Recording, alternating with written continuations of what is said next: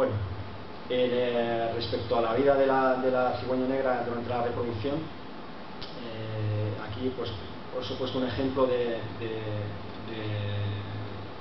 las localizaciones con GPS de unos ejemplares que han sido seguidos en el Cietar.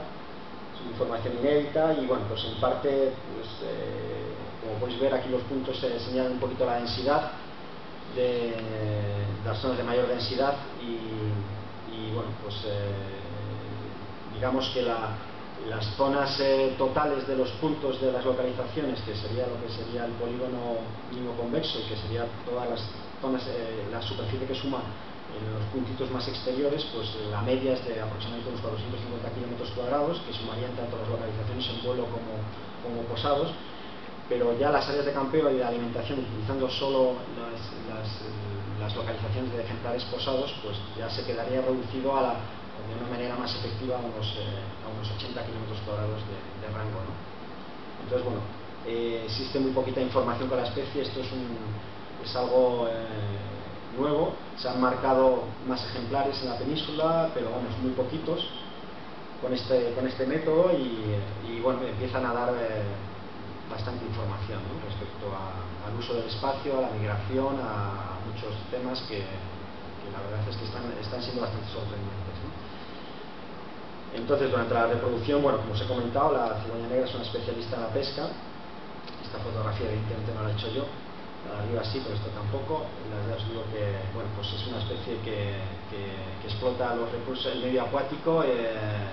Como os he comentado, pues bueno, utiliza un poquito la tactolocalización, es vadeadora y va con el pico un poquito sondeando el fondo, y cuando localiza una presa la pinza y se la traga, o directamente puede llegar a la búsqueda, digamos, picoteando la especie, viéndola visualmente, ¿no? O sea, en zonas lógicamente con poca visibilidad, como puede ser pues una charca que a lo mejor está muy turbia, pues utiliza la tactolocalización, y si está en una zona más clara, pues a veces pues con la vista llega a pescar, ¿no? También incluso se acompaña a veces de las alas, que hacen una especie de gesto de aspaviento, en el cual da sombra sobre la presa, que a lo mejor dicen que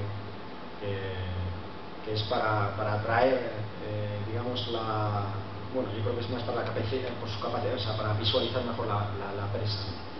Porque hay otras especies de garzas que también lo hacen, hacen una especie como de paraguas para dar sombra sobre donde están pescando. Incluso garzas que se generan un paraguas completo y pescan dentro de sus alas lo que van viendo debajo, ¿no? Y bueno, de la alimentación, aquí hay ejemplos de casi todo de ejemplares de gagrópilas y de ejemplares regurgitados durante las campañas de anillamiento. Y bueno, como veis, pues casi todos son especies de vertebrados y invertebrados acuáticos. Sí que existe, o veo, aunque todavía no he analizado,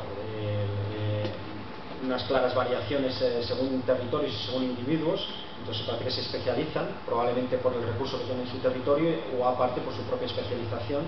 Y hay nidos de pollos que son alimentados solo con cangrejo, por ejemplo en el río Tietar, y otra pareja al lado pues utiliza básicamente peces de tamaño mediano. Luego también hay variación según la edad de los pollos, pero generalmente el espectro de alimenticio es bastante amplio, por lo cual tampoco podemos decir que sea una especie como en este caso la pelvicera, en el cual la alimentación sea uno de los factores, de los elementos que pueden estar detrás de su rarefacción, ¿no? Bueno, como veis aquí aparece de todo, pues desde un litisco en una gagrópila, culebras de agua, renacuajos, pues covítidos y un lagarto leproso, ¿no? Todo esto es lo que más o menos ella explota. Luego hay también una variación según la época del año, que normalmente explota mucho el territorio del área de campeo. Es muy amplia al principio de la primavera, lógicamente los recursos del medio acuático es mucho más amplio con las lluvias de primavera, y conforme llega el verano pues empieza a centrarse ya en los cursos fluviales con agua, y poco a poco va aprovechando los ríos que se van secando y se van formando los charcones, ¿no? Y bueno, pues la biología un poquito reproductiva pues es bastante amplia. La cigüeña negra empieza a ocupar los territorios a finales de febrero, y aunque es a mediados de marzo cuando es, digamos, un poquito la ocupación de los territorios más de las parejas adultas tradicionales. Luego ya en abril empiezan a aparecer ejemplares, digamos, un poquito divagantes o de primera formación que ocupan territorios. Aún así es una especie muy curiosa que se sabe muy poquito. Digamos, la fenología reproductiva es bastante amplia y es muy variable. Sí que hay unas normas que más o menos se cumplen. En territorios, por ejemplo, la vertiente norte de Guadarrama, pues siempre crían casi 2 semanas, 3 semanas más tarde que los del Tietar. Y en los mismos arribes también hay bastantes variaciones y suele ser bastante retrasado. Aunque aparezcan en los territorios de reproducción a mediados de febrero o a principios de marzo, ocupando ya los territorios, suele tardar bastante en realizar la puesta. Y ya hay parejas dentro de un mismo cauce fluvial, pues que unas se ponen a criar sobre la puesta, la inician a principios de abril, incluso en la última semana de marzo, y hay otras pues que incluso llegan a echarse a finales de mayo. Luego hay otro factor, y es que al ser una especie muy sensible, un porcentaje elevado de la población, que es un factor, bueno, una adaptación, un factor a su favor, también demuestra un poquito la problemática de la especie. Un porcentaje relativamente elevado, en algunos casos yo creo que llega al 20%, pues llegan a hacer puestas de sustitución, o sea que tienen una pérdida de la puesta y a los 15 días como máximo pues pueden realizar una segunda puesta. Bueno, como veis, pues el periodo de los pollos en el nido puede ser de unos 2 meses, 65, puede llegar a 68, 69 días.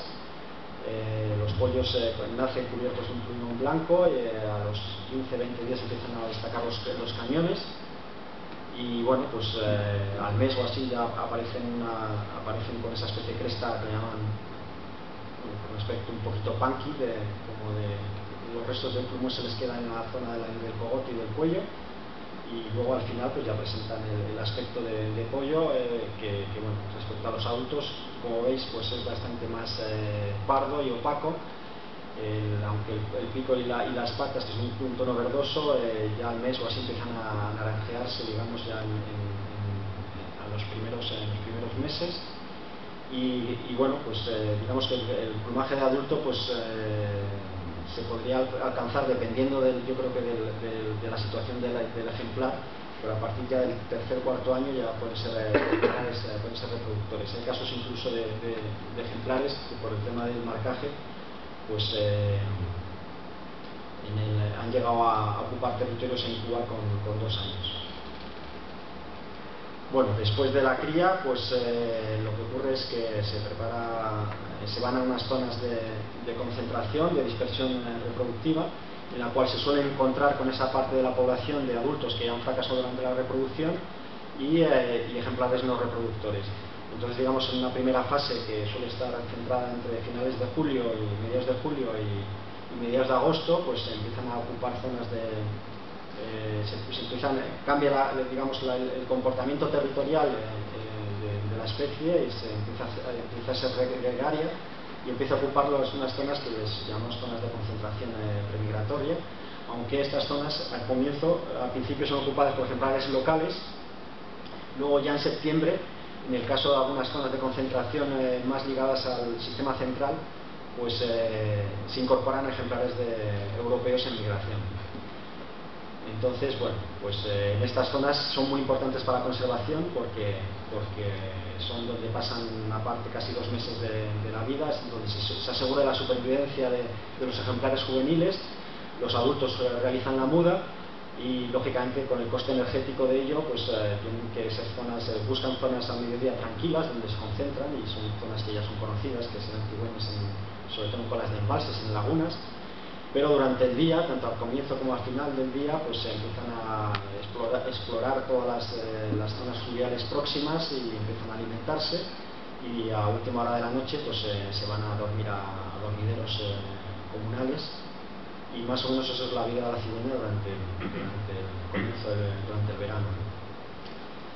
En el caso de Castilla y León, pues lógicamente se ha tenido en cuenta, y durante los censos regionales pues han hecho también censos de áreas de concentración premigratoria, como podéis ver, más o menos estable, ¿no? Aquí en la gráfica está, cogiendo todas las observaciones de la especie en este periodo, pues podéis ver que en Castilla y León, digamos que el máximo de ejemplares se cubre en la primera quincena de septiembre y la última de agosto. Bueno, y la segunda es en septiembre, ya y en mediados de agosto hasta finales de septiembre sería, digamos, el paso migratorio de la especie por Castilla y León, ¿no? Si veis aquí la gráfica de la izquierda, se ve lo que sería el paso por Gibraltar, y bueno, pues en el caso de Gibraltar, pues casi coincide una quincena después, o sea, el paso por Gibraltar de la segunda semana de septiembre, ¿no? Aunque hay ejemplares que siguen pasando a finales de octubre.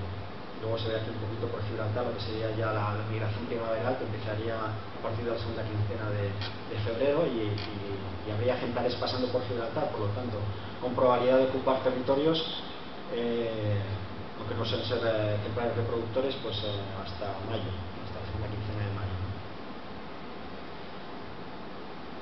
Bueno, como os he comentado, no es las poblaciones locales pues son migradoras, aunque hay varios, aunque no todos los ejemplares hacen lo mismo, pero bueno, es migradora en el caso del transahariano, en el caso de las poblaciones europeas.